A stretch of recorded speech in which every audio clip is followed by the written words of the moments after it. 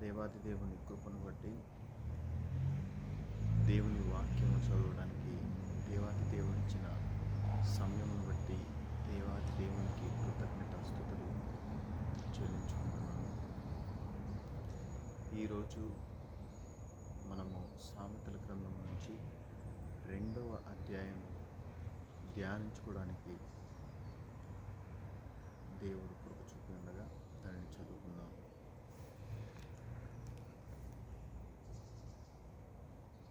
మొదటి వచ్చిన ప్రారంభం. దానికంటే ముందు 2 మాటలు ప్రార్థన చేసుకుందాం.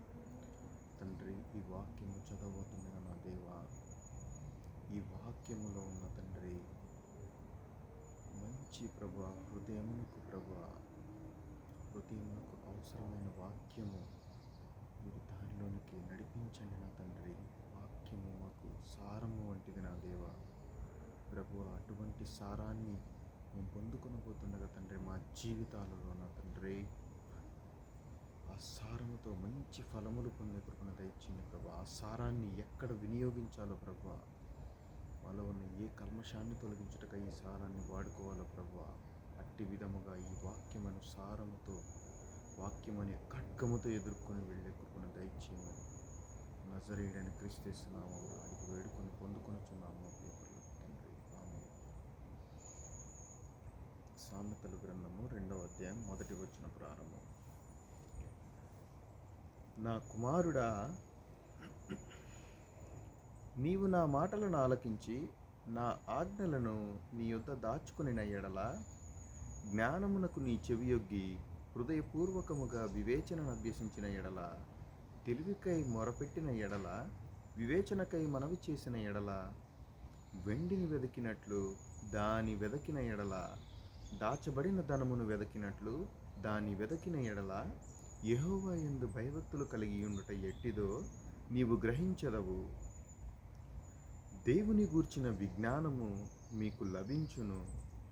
యెహోవాయే జ్ఞానమిచ్చువాడు, తెలివియు వివేచనయు ఆయన నోట నుండి వచ్చును. ఆయన యథార్థవంతులను వర్ధిల్లజేయును. యుక్త మార్గము తప్పక నడుచుకుని వారికి ఆయన కేడెముగానున్నాడు. న్యాయము తప్పిపోకుండా ఆయన కనిపెట్టును. తన భక్తుల ప్రవర్తనను ఆయన కాచును. అప్పుడు నీతి న్యాయములను యథార్థతను ప్రతి సన్మార్గమును నీవు తెలుసుకుందువు. జ్ఞానము నీ హృదయమును జొచ్చును. తెలివి నీకు మనోహరముగా నుండును. బుద్ధి నిన్ను కాపాడును. వివేచన నీకు కావలికాయును.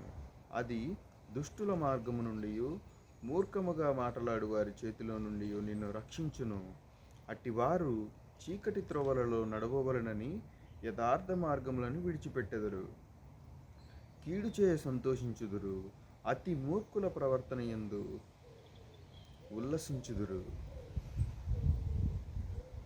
వారు నడుచుకొను త్రోవలు వంకరవి. వారు కుటిల వర్తనులు.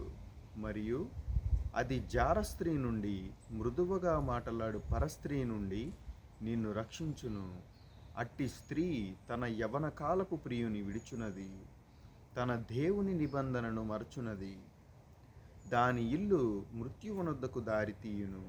అది నడుచు త్రోవలు ప్రేతల యొద్దకు వచ్చేరును. దాని యొద్దకు పోవు వారిలో ఎవరునూ తిరిగిరారు. జీవమార్గములు వారికి దక్కవు. నా మాటలు వినిన ఎడల నీవు సజ్జనుల మార్గమునందు నడుచుకొందువు. నీతిమంతుల ప్రవర్తనలను అనుసరించుదువు.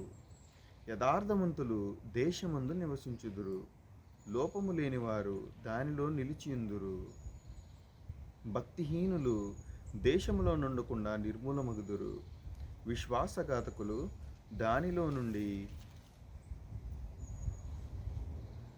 దానిలో నుండి పెరికివేయబడుదురు. దేవుడు ఈ వాక్యమును దీవించుగాక.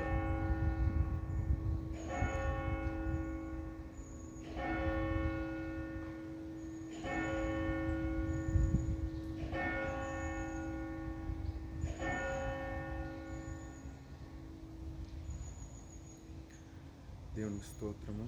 యెహోవాయే జ్ఞానమిచ్చువాడు, తెలివియు వివేచనయు ఆయన నోట నుండి వచ్చును.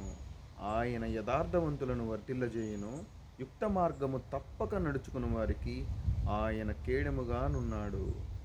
న్యాయము తప్పిపోకుండా ఆయన కనిపెట్టును, ఆయన భక్తుల ప్రవర్తనను ఆయన కాచును. దేవాది దేవునికి మహిమ ఘనత ప్రభావములు కలుగును గాక. దేవుడి వాక్యమును మన హృదయంలో నిలిపి మనల్ని బలపరిచి ఆయన వాక్యముతో మనల్ని ముందుకు నడిపించునుగాక.